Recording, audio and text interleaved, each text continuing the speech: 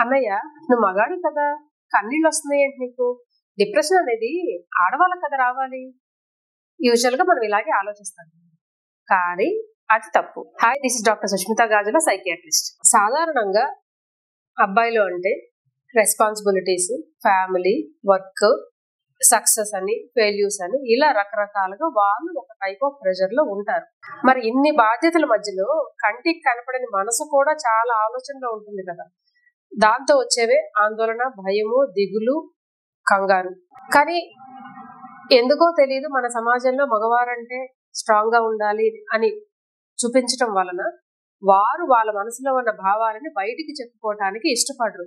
ముఖ్యంగా చెప్తే నేను వీక్ అనుకుంటారేమో, చులకనైపోతాననే భావంతో నవ్వు అనే ఒక మాస్క్ వేసుకుని అందరిలో సరదాగా తిరుగుతూ ఉంటారు. కానీ వెనకాల ఉన్న మైండ్ లో ఏదో తెలియని అలజడి తిరుగుతూనే ఉంటుంది. అది రోజులు పెరిగే కొద్దికి నెలలు, సంవత్సరాలు ఆందోళన కింద లేదా డిప్రెషన్ కిందగా మారే అవకాశాలు ఉంటాయి.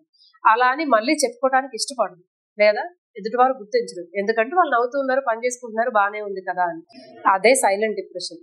కొన్నిసార్లు అది బయటికి ఎలా వస్తుంది అంటే, ఎప్పుడు బాగున్న మనిషికి తెలియకుండా ఈ మధ్య చిన్న చిన్న విషయాలకు ఎక్కువగా చిరాకు పడటము, కోపం విపరీతంగా రావటము, లేదా వాళ్ళకు వాళ్ళు ఒంటరితనంగా ఫీల్ అయ్యి ఎక్కడికి చెల్లాలి, ఎవరికి చెప్పుకోవాలో తెలియక మందు, సిగరెట్ లాంటివి ఎక్కువగా తీసుకోవటము, చిన్న చిన్న విషయాలు మర్చిపోవటము, వర్క్ సరిగ్గా చేసుకోలేకపోవటం, ఆ ప్రభావం శరీరం మీద పడి నిద్ర పట్టకపోవటము, ఫ్రీక్వెంట్ గా తలనొప్పి, కాళ్ళ నొప్పులు, ఇలాంటివి జరగటం. ఇలా ఎవరైనా గమనిస్తే వాళ్ళ ఎమోషనల్ ఫీలింగ్స్ ని అర్థం చేసుకుని మాట్లాడడానికి ప్రయత్నం చేయాలి.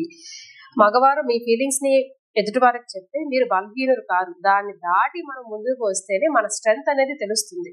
డిప్రెషన్ కి ఆడవారా మగవారా అని తెలియదు, ఎవరికైనా ఎప్పుడైనా ఏ వయసు వారికైనా రావచ్చు. దీనికి మంచి హెల్ప్ ఉంది, తీసుకోండి, హ్యాపీగా ఉండండి.